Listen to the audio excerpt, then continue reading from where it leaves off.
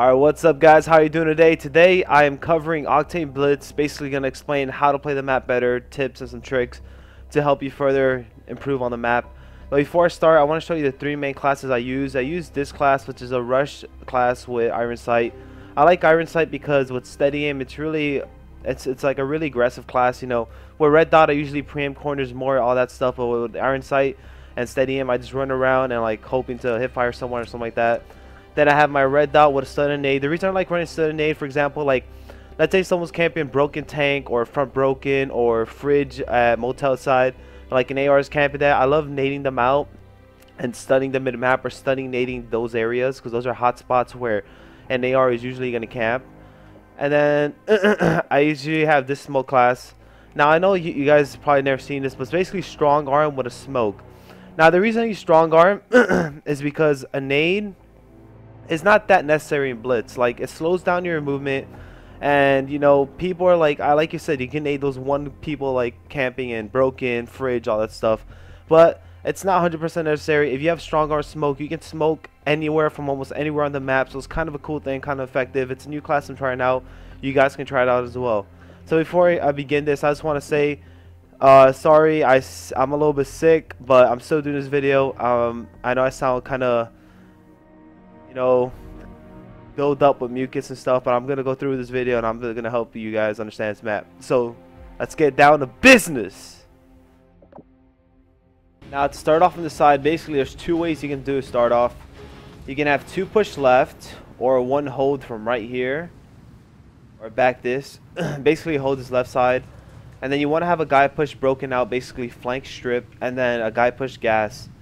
So the best way, honestly, is two to push on left side. You don't want to have one guy, because that one guy dies, they're going to get pushed up.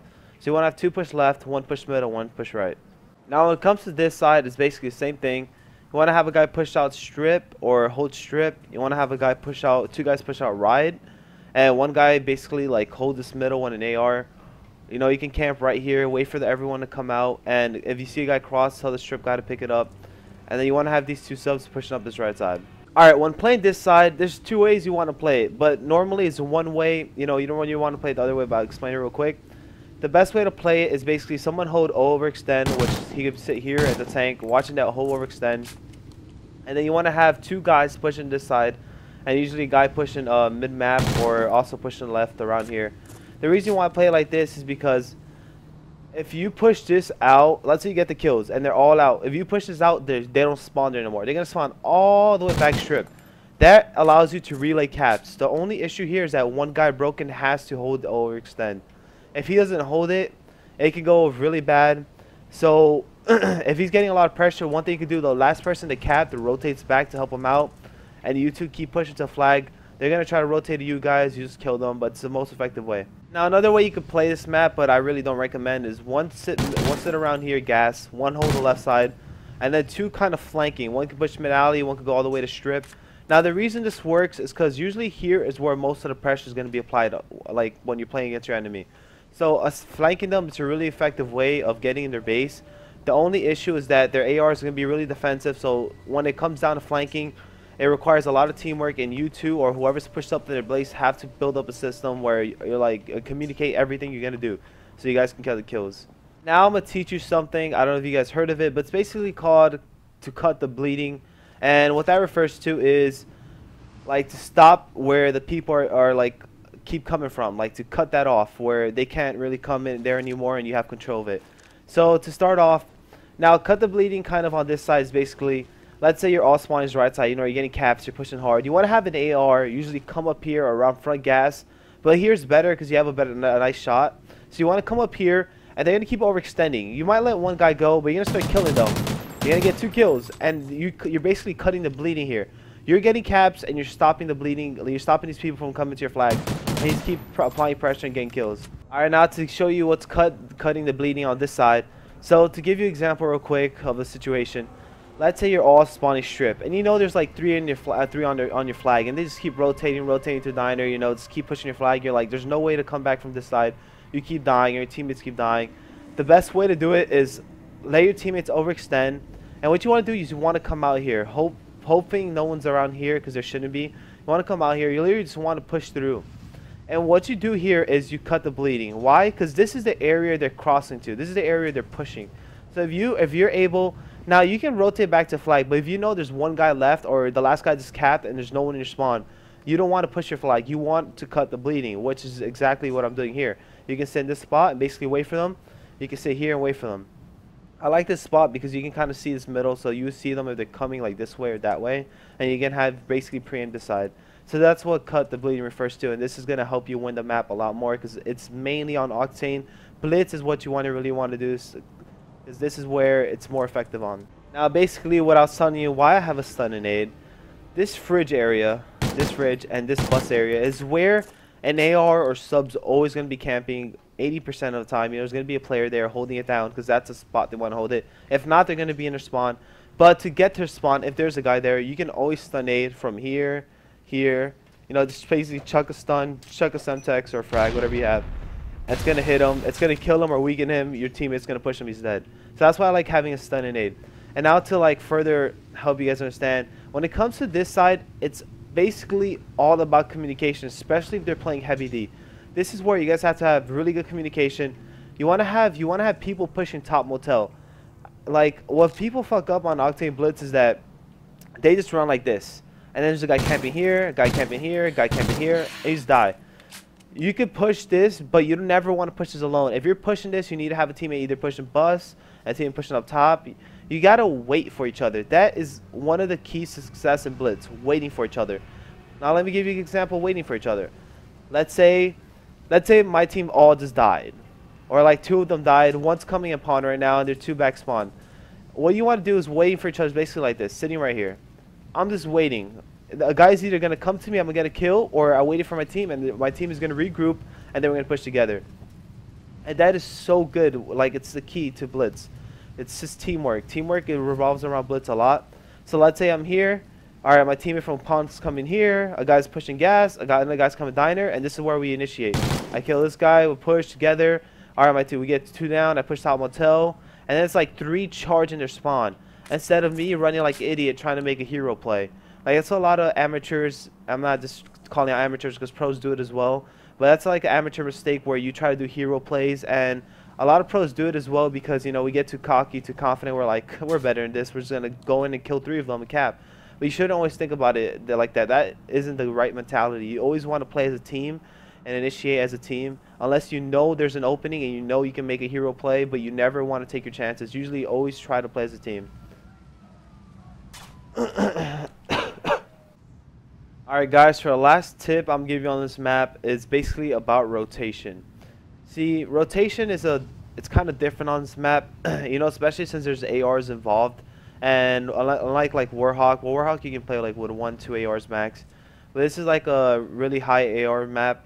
I'm not saying as in like a lot of players have ARs, but just the movement of the AR player is really crucial.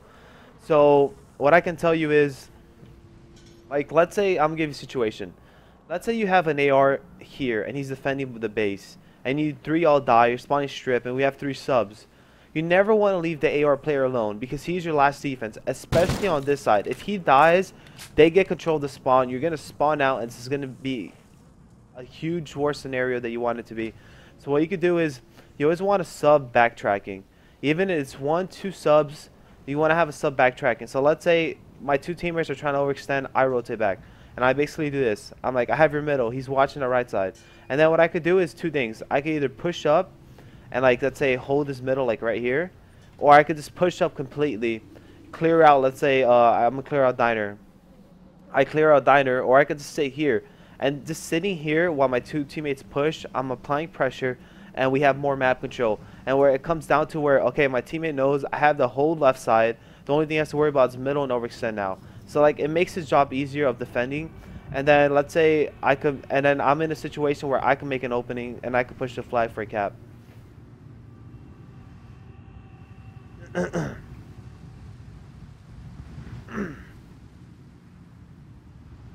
Same goes for this one. Now this scenario is a little different. Like I explained to you guys, cutting the bleeding, and that's kind of what I did in the last clip right here. But like it's basically, if we're all spawning in diner, right? You never, unless it's situational, 100%, you never tell your AR to rotate all the way back like this. Why? Because even if he's pre-aiming this, they're usually going to run around, cap. They're going to push him, kill him, cap. And if he decides to push up broken, he's going to die regardless. And this is not even like if you're spawning out. This is if your subs are around this area. You always want to have your subs push to close quarters. So let's say I'm a sub and we have an AR here. The AR should push out gas where he can get more control and he has a better view. Where the sub goes here and it's all close quarter, you know? He clears out broken. If AR pushes this and he goes head to head with a sub, the AR is most likely going to lose. So that's how you want to play it. But like referring to what I was saying earlier, so basically you never want the AR to rotate back. What you want the AR to do if he's planning to cut the bleeding is what I said. You go top pawn, you watch the overextend, you start shooting them off. And it's good to have thermo. Make sure you guys have a thermal scope because it's going to come down to people are going to catch on and they're going to start using smokes. You know, you're going to be a smart ass and having a thermal scope and you're going to start killing a thermal hybrid. So like I said, you want to have the AR there, and then if a sub plans to rotate, if someone wants to rotate, a sub should rotate back. Don't make an AR rotate back. Make the sub rotate back. And then just continuing the overextend, you know, if you guys are like demolishing their base, just keep pushing this side.